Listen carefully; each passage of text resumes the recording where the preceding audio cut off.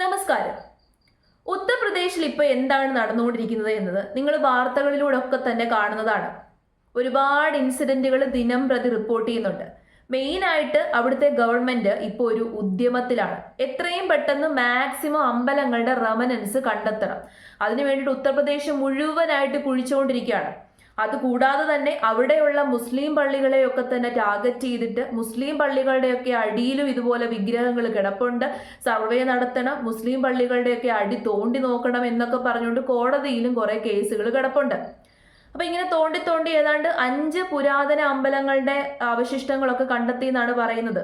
ആ അമ്പലങ്ങൾ ഇരുന്ന സ്ഥലങ്ങൾ കണ്ടെത്തിയെന്നും കുറെ വിഗ്രഹങ്ങളൊക്കെ കണ്ടെത്തി എന്നൊക്കെ വാർത്തകൾ വരുന്നുണ്ട്.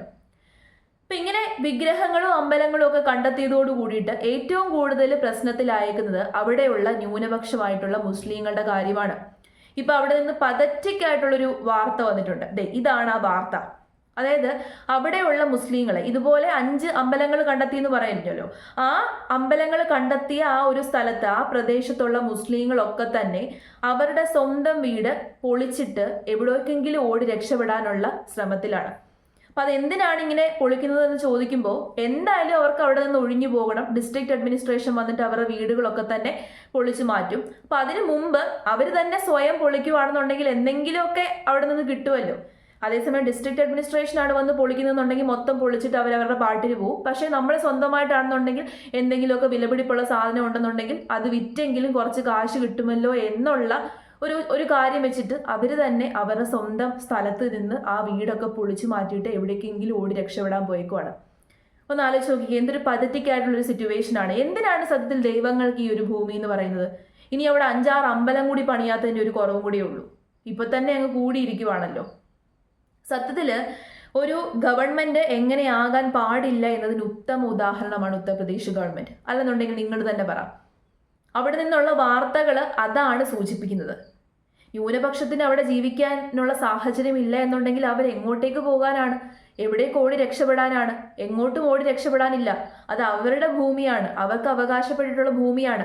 പണ്ടെങ്ങോ അവിടെ ഒരു അമ്പലം ഉണ്ടായിരുന്നു എന്ന് വെച്ചിട്ട് അവർക്ക് അവിടെ ജീവിക്കാൻ പറ്റില്ല എന്ന് പറയുന്നത് എവിടുത്തെ നീതിയാണ്? എവിടുത്തെ നിയമമാണ്? എന്ത് നിയമത്തിന്റെ അടിസ്ഥാനത്തിലാണ് ഇത്തരത്തിലുള്ള കാര്യങ്ങളൊക്കെ ചെയ്തുകൊണ്ടിരിക്കുന്നത്? വളരെ മോശമാണ്. ഇന്ത്യയുടെ സിറ്റുവേഷൻ വളരെ മോശമായിട്ട് പോയിക്കൊണ്ടിരിക്കുകയാണ്. അവിടുത്തെ ഗവൺമെന്റ് പ്രത്യക്ഷമായിട്ടാണ് ഓരോ പരിപാടിയിൽ ഏർപ്പെടുന്നത്. ബാക്കിയുള്ള സ്ഥലങ്ങളിലൊക്കെ ഗവൺമെന്റ് ഒക്കെ പരോക്ഷമായിട്ടാണെന്നെങ്കിൽ ഇവിടെ പ്രത്യക്ഷമായിട്ട് ഡയറക്റ്റ് ആയിട്ടാണ് ഇൻവോൾവ് ചെയ്യുന്നത്. നമുക്ക് അഭിമാനിക്കാൻ പറ്റുന്ന വാർത്തകളൊന്നുമല്ല ഇത്തരം സ്ഥലത്തു നിന്നൊക്കെ വരുന്നത്. അവിടെയുള്ള ആൾക്കാർ എവിടേക്ക് പോകാനാണ്? ഈ ഡിസ്ട്രിക്ട് അഡ്മിനിസ്ട്രേഷനൊക്കെ ഈ സ്ഥലം ഏറ്റെടുക്കുമ്പോൾ ആ സ്ഥലത്തിന്റെ ഓണേഴ്സ് ആയിട്ടുള്ള വ്യക്തികൾക്ക് പൈസ പോലും കൊടുക്കില്ല. വന്നു പൊളിച്ചിട്ട് അങ്ങ് പോവുകയാണ്. അവർക്ക് പിന്നെ ജീവിക്കാനുള്ള സാഹചര്യമില്ല. ഇത്രയും നാളും ജനിച്ച് വളർന്ന വീടൊക്കെ തന്നെ ഉപേക്ഷിച്ച് അവർ പോവുക എന്ന് പറയുമ്പോൾ അത് വളരെയധികം പരിതാപകരമായിട്ടുള്ളൊരു സിറ്റുവേഷനാണ്. വളരെ മോശമായിട്ടുള്ളൊരു കാര്യമാണ്. നമ്മുടെ രാജ്യത്ത് ഒരിക്കലും നടക്കാൻ പാടില്ലാത്ത കാര്യങ്ങളൊക്കെയാണ് ഇപ്പൊ നടന്നുകൊണ്ടിരിക്കുന്നത്. ആരോട് നമ്മൾ പോയി പരാതി പറയും? ഭിന്നിപ്പിക്കുക എന്നുള്ള ലക്ഷ്യത്തോടു കൂടിയിട്ടാണ് ഇവരൊക്കെ പ്രവർത്തിച്ചുകൊണ്ടിരിക്കുന്നത്. അങ്ങോട്ടും ഇങ്ങോട്ടും മതവിശ്വാസികളുടെ ഇടയിൽ ഇപ്പോൾ ഒരു വിള്ളൽ വീഴ്ത്തിക്കൊണ്ടിരിക്കുകയാണ്. ഉത്തർപ്രദേശിൽ അത് വീണു. ഇപ്പൊ പരസ്പരം അങ്ങോട്ടും ഇങ്ങോട്ടും കണ്ടാൽ നോക്കാത്ത രീതിയിലേക്ക് ഉത്തർപ്രദേശിലെ ജനങ്ങൾ മാറിക്കഴിഞ്ഞു. അവിടെയുള്ള ഹിന്ദുക്കളും മുസ്ലിങ്ങളും തമ്മിൽ പരസ്പരം നോക്കാൻ പോലും പറ്റാത്ത രീതിയിലേക്ക് അവരുടെ മനസ്സ് വിഭജിച്ചു കഴിഞ്ഞു. നാളെ ഈ ഒരു കാര്യം മറ്റുള്ള സംസ്ഥാനങ്ങളിലേക്കും ഒക്കെ തന്നെ വ്യാപിക്കും. നമ്മൾ വിചാരിക്കും ഒന്നും നടക്കില്ല, വെറുതെയാണ്. ഇപ്പൊ നടക്കുന്നില്ലേ?